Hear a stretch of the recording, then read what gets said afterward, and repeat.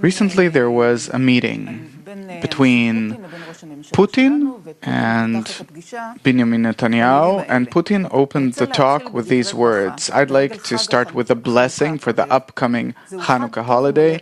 It's a good holiday full of light that symbolizes the victory of the light over the darkness, and I hope that this will always happen in international relations. And recently we feel that there's a lot of darkness in Israel, and in Israel specifically, the recent darkness is the wave of the mega terror that we were experiencing recently in terror in Europe and other places, and here we feel the wave of stabbing terror here in Israel, and there's a lot of tension, political tension between the US and Russia and Turkey, and a lot of wars around the world, immigrants going in different directions. We see that the economical situation is not that great. We have refugees. Each time there's a new wave coming our way, a new wave of darkness, and the feeling is really that we're approaching more and more, we're approaching greater and greater darkness, a state where there is the increasing of darkness in the world. The darkness in the world is on the rise in Israel and around the world. Do you see the situation this way? That we're plunging into ever greater darkness? That's clear, because our world is working according to the ego that's constantly growing, and what follows is that until we come out of the ego, we will all the time go into a deeper and deeper abyss, and our situation will be ever worse in all aspects: economy, education, family, even the climate and so on. Sure, there are also radical changes in climate. It's only the beginning. Everything's still ahead of us, meaning all the evil is still up ahead. Many people say there were dim eras in the world. There were world wars, there was the Inquisition, there was slavery, there were severe plagues, and people say, okay, a wave comes and goes, and maybe this is how our world's going. And times change from darkness to light, and now we're in a period of darkness. Whatever has to happen will happen. Soon the time of light will come, and everything's going to be fine. Is there really something unique about the period, about these times, compared to other times in history? In the past, I was engaged in science. My profession is biocybernetics. These are the systems of nature and the general systems, both in a person's body and also in the world. And I also thought that. The truth is, the thing is, that wherever we don't know what to do, even if we see that the tendency is negative, but what can you do? We say, yeah, there are better times, worse times, and everything will pass.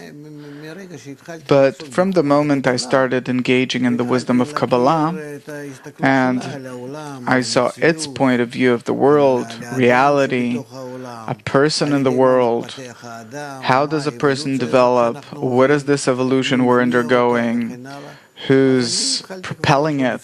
So I started thinking differently.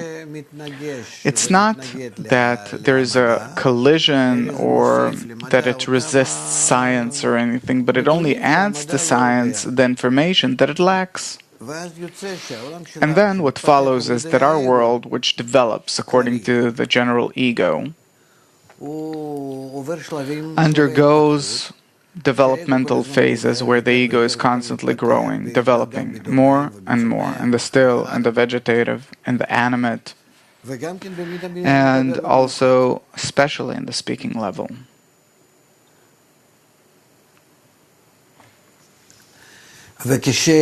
And when we undergo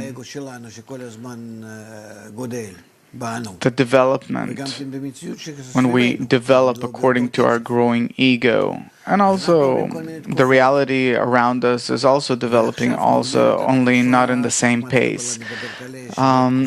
So we're undergoing different phases, and now the era of development that the wisdom of Kabbalah talks about came to an end, and our world, which is completely based and develops according to the ego being its root, as it says, I have created the evil inclination, an evil desire, a desire to enjoy on account of others, regardless who that is and how, which exists in people, and we see how it develops.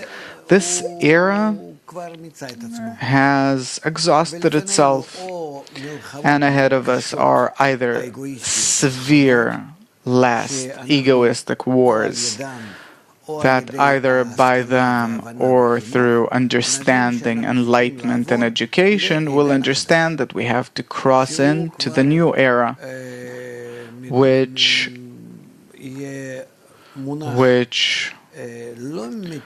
will, its motivating force will no longer necessarily be the ego, but balance with nature, meaning the more balanced we'll be, the closer we'll be to nature, to the general system which controls our whole reality, not only Earth and humanity in general, but the entire universe. It's one unanimous system, integral system that includes everything inside it, including human beings. We, for some reason, when we research nature, we don't take ourselves into consideration. I research nature. I'm as if outside of nature, and we don't take ourselves into consideration at all. Karl Marx and Einstein were the first who started thinking about it, the first of the scientists that started thinking about it. Before them, of course, there were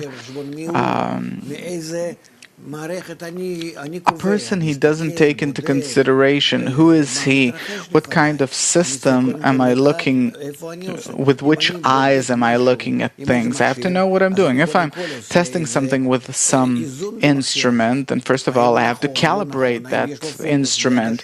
Is it focused? Is it calibrated? And so on and so forth. And then I check, otherwise I have no idea where I am. It's like an airplane in the air. How can it know? You have to balance it with Earth, with 4 directions, and so on.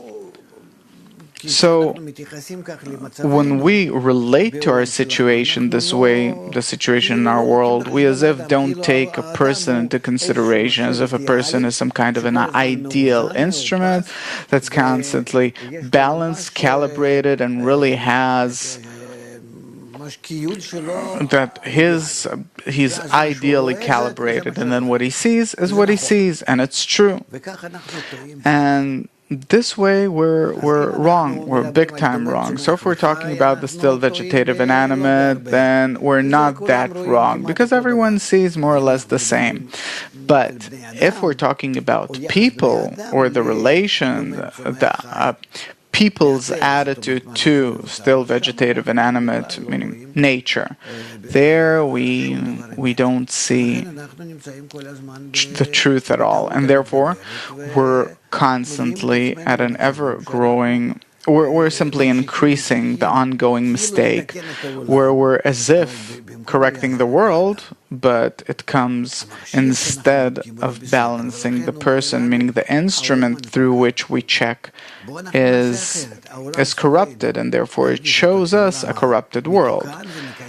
Let's see the world as something corrected and calibrate ourselves towards it. That's a completely different perception approach. It's hard to grasp it. We'll not get into it, but I wanted to say one thing about it, that our approach to the world is incorrect, and therefore what's happening today in the world in our times, it all depends on our balance and not the balance of the world.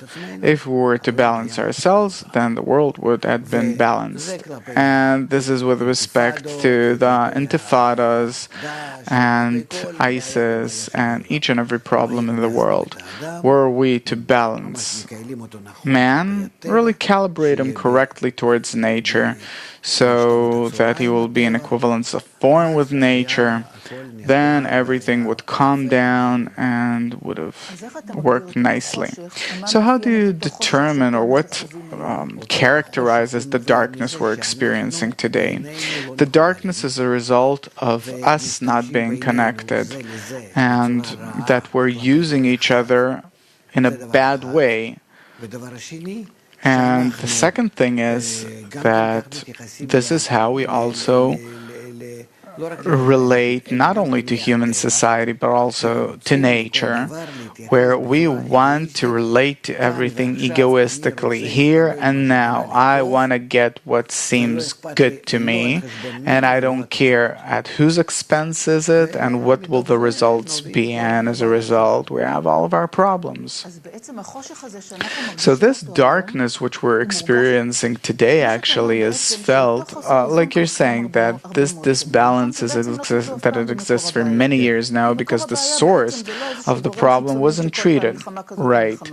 Because the source isn't one or another problem, but the source of the problem is the human being. So there were dark eras, then enlightened eras, but eventually this wheel can keep on turning and nothing will be solved until we take care of ourselves, humans.